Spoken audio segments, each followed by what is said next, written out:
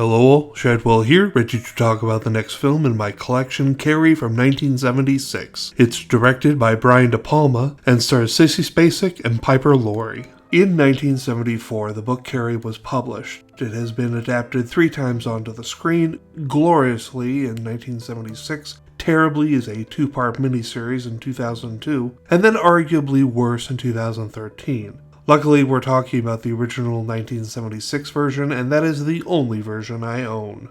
I absolutely 100% love this movie to the moon and back. I saw the last half as a kid, and it made me read the book very soon after. Something tells me I only saw the last half of the movie as a kid because the trauma of Carrie's first period is not something I remember from that first viewing, so I must have come in at the halfway point when it was on TV or something, but I was in awe of how the ending looked.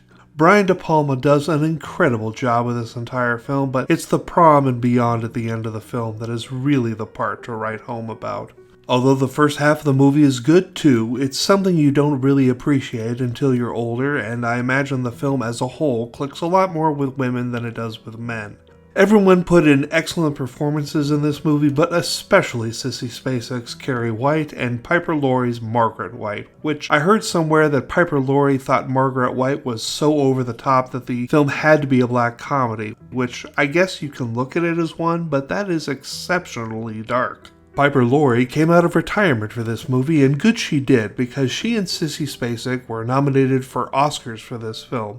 They unfortunately both lost, but they definitely deserve those nominations. There is one thing that really grinds my gears about the 2013 remake that I just gotta talk about. In the original Carrie, she goes off like a bomb after what happens at the prom, destroying everything and everyone in the building, and that makes sense because her power is something to be feared and respected, not something to be admired or controlled.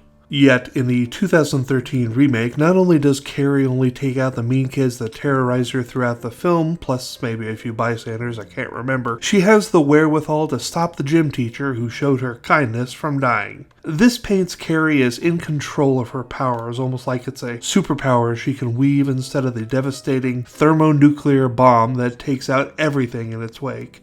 This is mostly why the 2013 remake was so offensive to me. Mostly.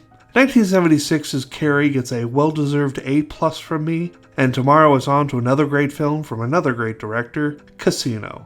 See y'all then.